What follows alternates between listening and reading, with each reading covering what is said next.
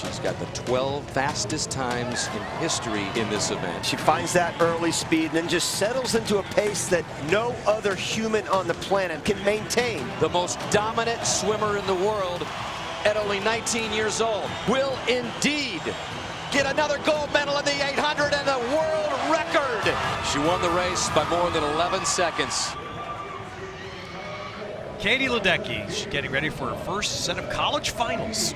Taking those to Stanford starting this week, but she had Simone Manuel top 2 times this year in this women's 200 free. And you saw the record holder, Missy Franklin, and the update on Missy back in Berkeley.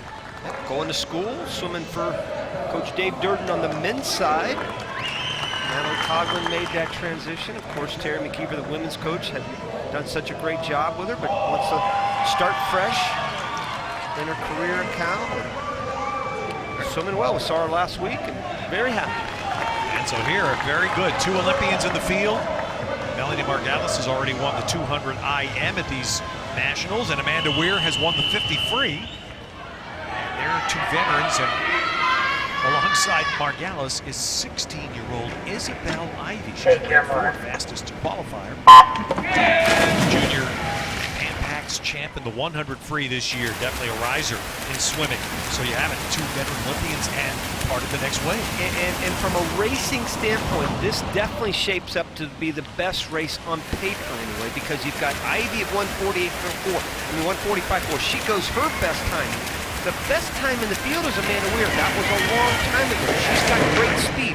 Margalis right there in lane 5, an Olympian in the 800 free relay. So an Olympic gold medalist is part of that relay. So you've really got some interesting dynamics in this race shaping up. And the race should come between those 3 swimmers.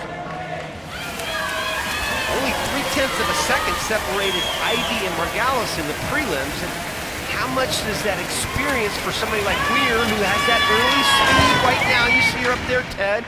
Nice, easy early speed, and how much does that play into Ivy's mind, knowing she's going to have to come back on both Margalis and Weir? So just 5 100s separating Weir and Margalis at the 100 with Ivy 3rd, and that seems to be the race. Those 3 still have an edge. Still like the way Margalis is looking right there in between Ivy on the bottom and Weir on the top right there. Margalis now taking the lead. Great third 50 there for Melanie Margalis. And see, she's breathing to her right, so she can see Ivy coming home. I don't think Weir will be able to be there the last 25. I think the race comes between Ivy and Melanie Margalis. So here they come down for the touch. Amanda Weir's hanging in there. Margalis has a slight lead as she comes to the wall. And it is Margalis. And Ivy winds up taking 2nd by 2 100ths, and Weir is 3rd. And Melanie Margalis with her 2nd win at these Winter National Championships. And the top 3, you talk about being pushed a little bit, the first 3 finishers all swim personal bests. And what's impressive about that, obviously Margalis and Ivy were tremendous. 1:43.7, 1:43.9. Ivy goes her best time by a 1.5 from the prelims, but Weir, Amanda Weir, the veteran who went 1:44.7, I have no idea, but it's got to be years ago to be able to go her best time and stay right there with all of these swimmers. Look at this drag race right here. Margalis right in the middle there, swimming great. Weir hanging on at the very end on the top. And then all of a sudden in lane 5, Margalis took off on that third 50. You see her with the Georgia cap in the finish. There she is in the middle. Ivy underneath her, Weir right there. Very close, only a couple tenths separates those top 3 swimmers. Great race for all 3. All 3 go their best times. No, that's the key word. That was a race. That really was was outstanding between those top 3. 2 Olympians and a rising standout. Melanie Margalis wins her 2nd national championship here in Atlanta, and she's with Trinity. Yeah, 2 national championships now for you. This was a closely contested one. How much did your experience, especially in major competitions, help you, especially in the final 25? I feel like short course, I still don't know what I'm doing really. So it was just fun to race, you know, and racing people that you're not used to racing and kind of a distance that you're not used to racing. Yards versus meters is, it's good experience to have like a different people around, like different stuff going on. How important is that at this point, particularly in the start of your training, to have a true race and really test where you are? Yeah, that's the important thing about being here because, I mean, as a professional swimmer, short course times don't really mean anything anymore, but the racing that's going on here is what's really important. All right, congratulations on your second title. Thanks very much. Guys, back.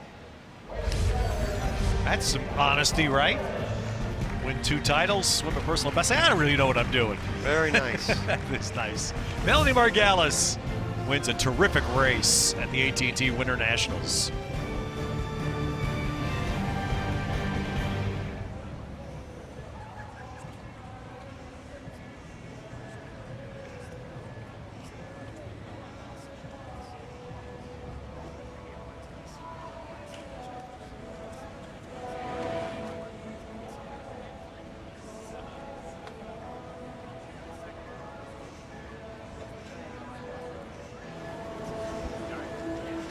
Ladies and gentlemen, award ceremony for the women's 200-yard freestyle.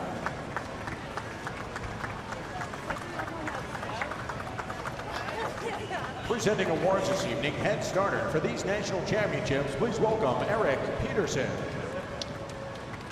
Third place with a time of 1:43.98, representing Swim Atlanta, Amanda Weir.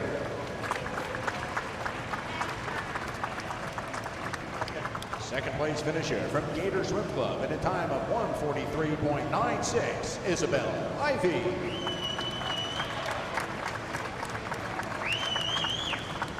Your 2016 AT&T Winter National Champion in the 200-yard freestyle with a time of 1:43.72, representing St. Petersburg Aquatics, Melanie Margalis.